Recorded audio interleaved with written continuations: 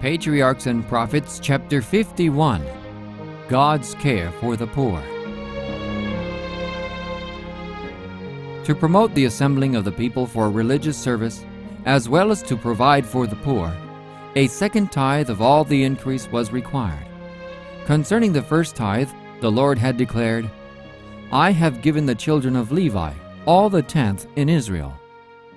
But in regard to the second, he commanded, "Thou shalt eat before the Lord thy God, in the place which he shall choose to place his name there, the tithe of thy corn, of thy wine, and of thine oil, and of the firstlings of thy herds and of thy flocks, that thou mayest learn to fear the Lord thy God always." This tithe, or its equivalent in money, they were for 2 years to bring to the place where the sanctuary was established. After presenting a thank offering to God, and a specified portion to the priest, the offerers were to use the remainder for a religious feast, in which the Levite, the stranger, the fatherless, and the widow should participate. Thus, provision was made for the thank offerings and feasts at the yearly festivals, and the people were drawn to the society of the priests and Levites, that they might receive instruction and encouragement in the service of God. Every 3rd year, however, the second tithe was to be used at home, in entertaining the Levite and the poor, as Moses said, "that they may eat within thy gates and be filled." This tithe would provide a fund for the uses of charity and hospitality, and further provision was made for the poor. There is nothing, after their recognition of the claims of God, that more distinguishes the laws given by Moses than the liberal, tender, and hospitable spirit enjoined toward the poor.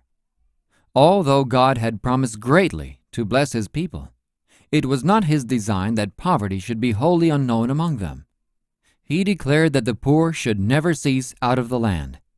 There would ever be those among his people who would call into exercise their sympathy, tenderness, and benevolence. Then, as now, persons were subject to misfortune, sickness, and loss of property. Yet, so long as they followed the instruction given by God, there were no beggars among them, neither any who suffered for food. The law of God gave the poor a right to a certain portion of the produce of the soil. When hungry, a man was at liberty to go to his neighbor's field, or orchard, or vineyard, and eat of the grain or fruit to satisfy his hunger.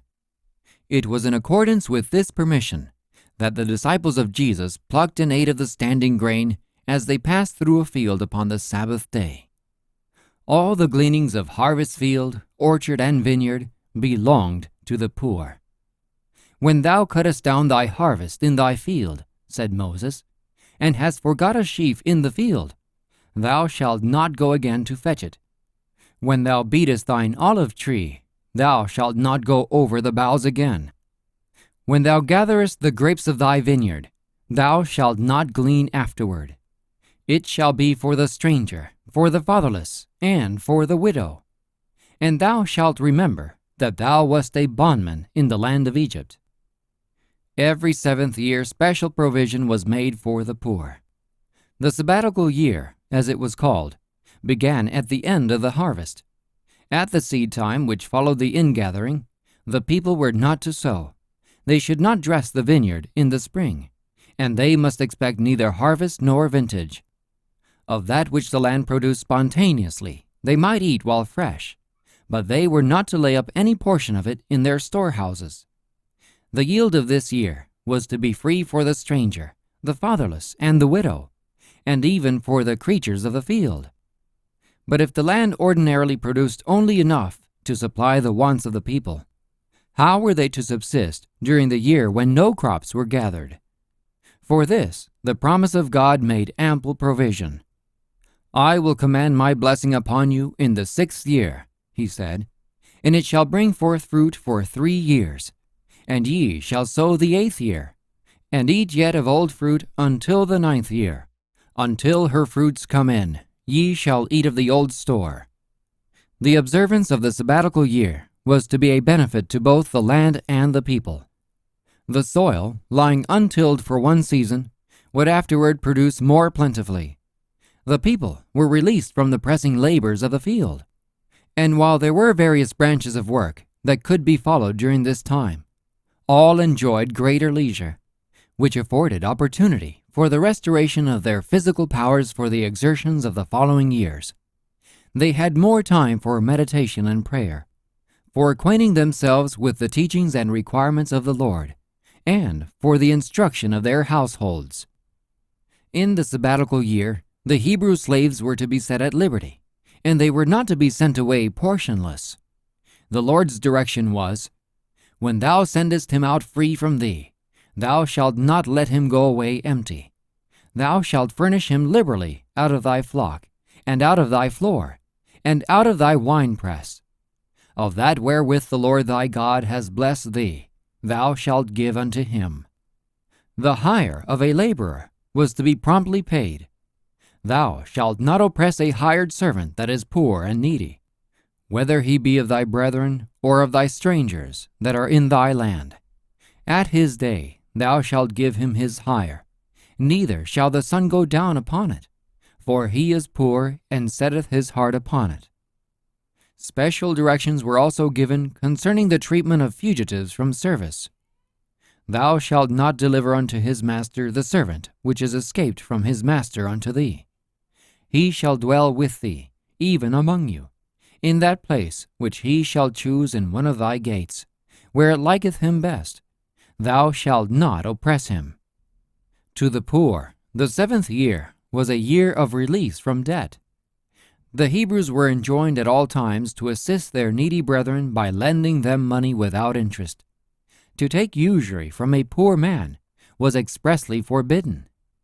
"If thy brother be waxen poor, and fallen in decay with thee, then thou shalt relieve him, yea, though he be a stranger or a sojourner, that he may live with thee.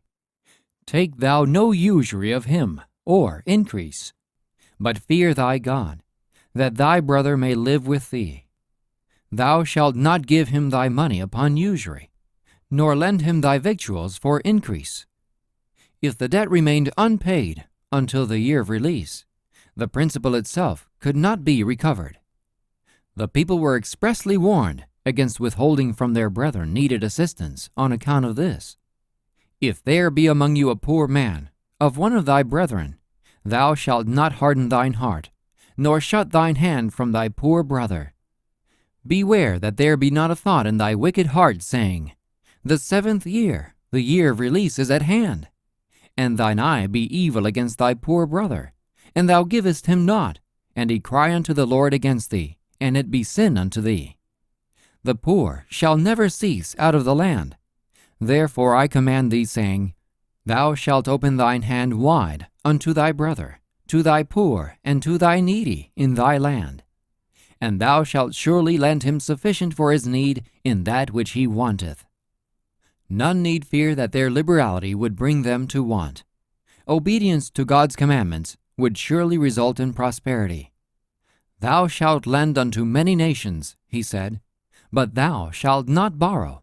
And thou shalt reign over many nations, but they shall not reign over thee. After 7 Sabbaths of years, 7 times 7 years, came that great year of release, the Jubilee. Then shalt thou cause the trumpet of the Jubilee to sound throughout all your land. And ye shall hallow the 50th year, and proclaim liberty throughout all the land unto all the inhabitants thereof. It shall be a Jubilee unto you, and ye shall return every man unto his possession, and ye shall return every man unto his family. On the 10th day of the 7th month, in the Day of Atonement, the trumpet of the Jubilee was sounded. Throughout all the land, wherever the Jewish people dwelt, the sound was heard, calling upon all the children of Jacob to welcome the year of release. On the great Day of Atonement, satisfaction was made for the sins of Israel, and with gladness of heart the people would welcome the Jubilee. As in the sabbatical year, the land was not to be sown or reaped, and all that it produced was to be regarded as the rightful property of the poor. Certain classes of Hebrew slaves, all who did not receive their liberty in the sabbatical year, were now set free. But that which especially distinguished the year of Jubilee was the reversion of all landed property to the family of the original possessor. By the special direction of God, the land had been divided by lot. After the division was made, no one was at liberty to trade his estate. Neither was he to sell his land, unless poverty compelled him to do so. And then, whenever he or any of his kindred might desire to redeem it, the purchaser must not refuse to sell it. And if unredeemed, it would revert to its first possessor or his heirs in the year of Jubilee. The Lord declared to Israel, "The land shall not be sold forever, for the land is mine, for ye are strangers and sojourners with me."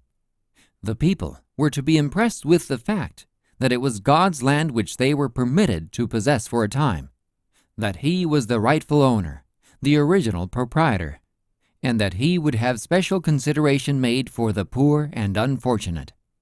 It was to be impressed upon the minds of all that the poor have as much right to a place in God's world as have the more wealthy.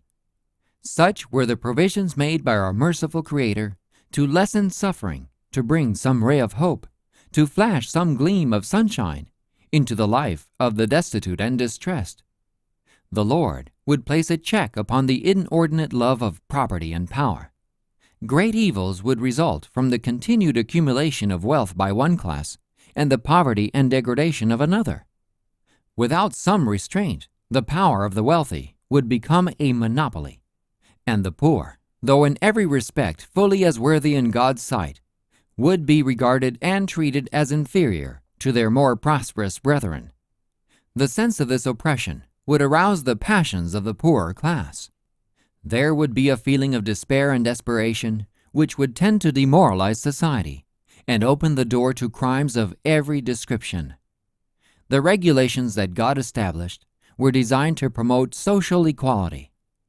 The provisions of the sabbatical year and the Jubilee would, in a great measure, set right that which during the interval had gone wrong in the social and political economy of the nation. These regulations were designed to bless the rich no less than the poor. They would restrain avarice and a disposition for self-exaltation, and would cultivate a noble spirit of benevolence. And by fostering goodwill and confidence between all classes, they would promote social order, the stability of government. We are all woven together in the great web of humanity, and whatever we can do to benefit and uplift others will reflect in blessing upon ourselves. The law of mutual dependence runs through all classes of society. The poor are not more dependent upon the rich than are the rich upon the poor. While the one class ask a share in the blessings which God has bestowed upon their wealthier neighbors, the other need the faithful service, the strength of brain and bone and muscle that are the capital of the poor. Great blessings were promised to Israel on condition of obedience to the Lord's directions. "I will give you rain in due season," He declared, "and the land shall yield her increase, and the trees of the field shall yield their fruit. And your threshing shall reach unto the vintage, and the vintage shall reach unto the sowing time. And ye shall eat your bread to the full, and dwell in your land safely. And I will give peace in the land. And ye shall lie down, and none shall make you afraid. And I will rid evil beasts out of the land, neither shall the sword go through your land. I will walk among you, and will be your God, and ye shall be my people. But if ye will not hearken unto me, and will not do all these commandments, and ye break my covenant, ye shall sow your seed in vain, for your enemies shall eat it. And I will set my face against you, and ye shall be slain before your enemies. They that hate you shall reign over you, and ye shall flee when none pursueth you." There are many who urge, with great enthusiasm, that all men should have an equal share in the temporal blessings of God. But this was not the purpose of the Creator. A diversity of condition is one of the means by which God designs to prove and develop character. Yet He intends that those who have worldly possessions shall regard themselves merely as stewards of His goods, as entrusted with means to be employed for the benefit of the suffering and the needy. Christ has said that we shall have the poor always with us, and he unites his interest with that of his suffering people. The heart of our Redeemer sympathizes with the poorest and lowliest of his earthly children.